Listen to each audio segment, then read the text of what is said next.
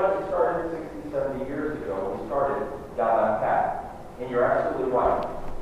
Let me highlight what you said. The gentleman's question was, how do you get unaddicted from if I can call the entitlement cocaine? About 3 months ago, Rick Santorum, former senator from Pennsylvania, came in to endorse our campaign. He's a Fox News contributor. And Rick Santorum had a conversation with me and said he was in the green room with Juan Williams. Many of you may know Juan Williams, an NPR commentator, writer for Juan Williams. And Juan Williams said this. Why are the Democrats doing this? Don't they realize that this is their kiss of death in the election year? And Juan Williams said, you got it all wrong. Once you give a group an entitlement, it's like crack cocaine. The group that tries to take it away from them will be the evil ones, and will be the group that gets destroyed. So how are you doing it? Now, I've read parts of the rules for radicals myself. I've read books on how we should be moving and how we should run campaigns. And basically, I learned something from Acorn and MoveOn.org. And that is, they don't do anything without a plan. Number two, they do it methodically and slowly. And number three, they do it under the guise of time. I don't like number three, but the first two are pretty darn good. We've moved this way over a period of time. What we need to do now is start moving back over a period of time to regain our time. Do I believe it can happen? Yes. How do we do it? Start making cuts at every department. Number two, attrition. People start retiring from different positions that are non-technically important positions in government. We need to leave those vacancies vacant. We need to start limiting growth with our people. Department of Defense. Folks, you may not hear this from many Republicans, but I will tell you that I see a portion of the Department of Defense budget that I find sick, and that is the portion that's dictated by the Department of State. I believe we should be investing in weaponry, and in defense of our soldiers, and in protecting our soldiers, and in our soldiers. That's what the Department of Defense should be doing. The Department of Defense should be fighting wars, not nation building. So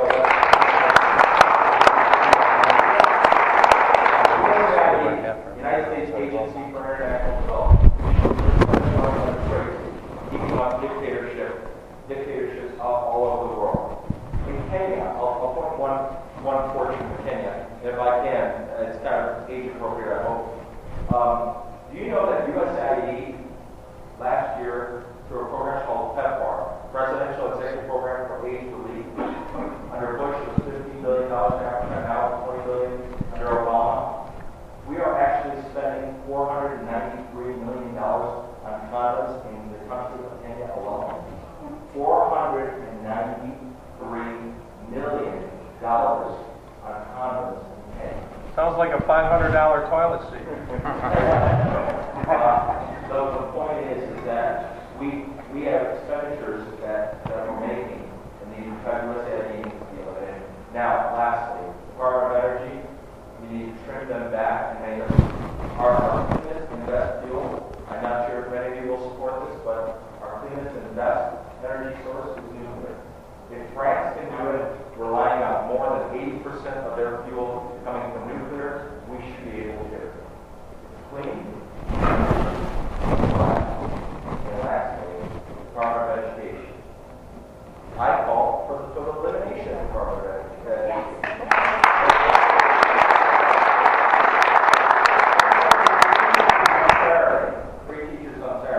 That agree with me. Because the point is, let me highlight it to you this way. About 3 months ago, you remember there was a debate on textbooks? Remember that? Where did all the states and Departments of Education look for? Texas. You guys are an educated group. That's why you're here, probably. They looked towards Texas. They didn't look towards Washington and the Department of Education. Education is a state issue. A lot of unfunded mandate. I will call it an unfunded mandate. No Child Left Behind was an unfunded mandate in Michigan. A lot of programs, there's a good idea,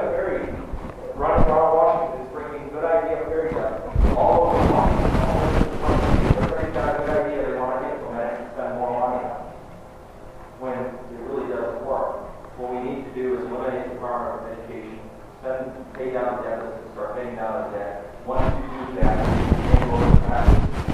I would honestly be a vote to support the Bush tax cut, and we call the Bush tax cut, but the tax cut of the last 8 years, I would support those tax cuts. You'll see the economy grow. Once the economy grows, there is more money that comes into the government.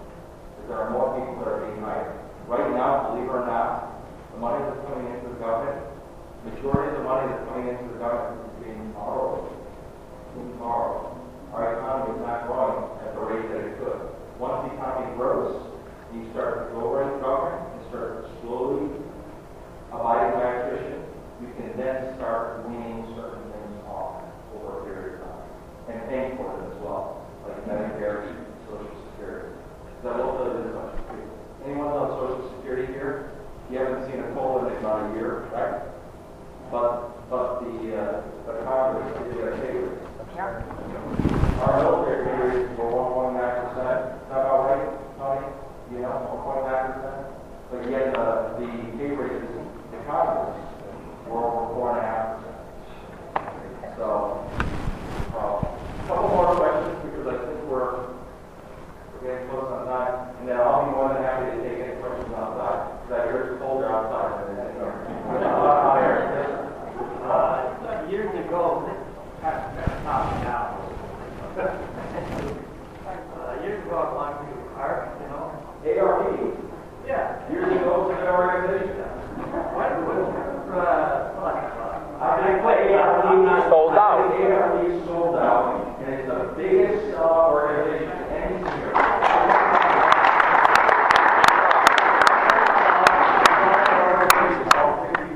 Remember our letter?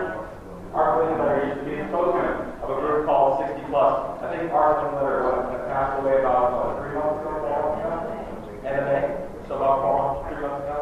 Our letter was a token of 60 Plus, and I encourage all of you to jump on Google, find 60 Plus, get out of ARP, because ARP sold out to this administration and sold seniors down really good.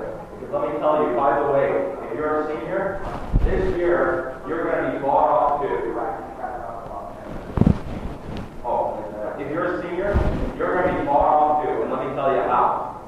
If you're in the Medicare Part D donut hole, which is actually the drug plan, and you have that gap, this year, from June 15th, I think it is, to October 15th, you're going to be getting a surprise bonus check of $250. It's a one-time $250, and that is to make sure that you vote a certain way. Also, they're talking about filling in the gap of the Medicare cuts to providers, the 22% cut to providers, 21% cut to providers. They're talking about filling it in and doing it from year to year because they don't want the Obamacare bill to be so bloated. But let me tell you, the cat's out of the bag. The Congressional Budget Office again points to the fact, this last week they said, that if we did nothing at all, it would be cheaper than with what we've done. We are actually seeing increases in, would you say we're seeing tremendous increases in healthcare this next year? 20%. What happens to healthcare increases? Individual healthcare, 20% increases? Is that about average? Blue Cross Blue Shield is 20%. This gentleman, we met, can I talk a little bit?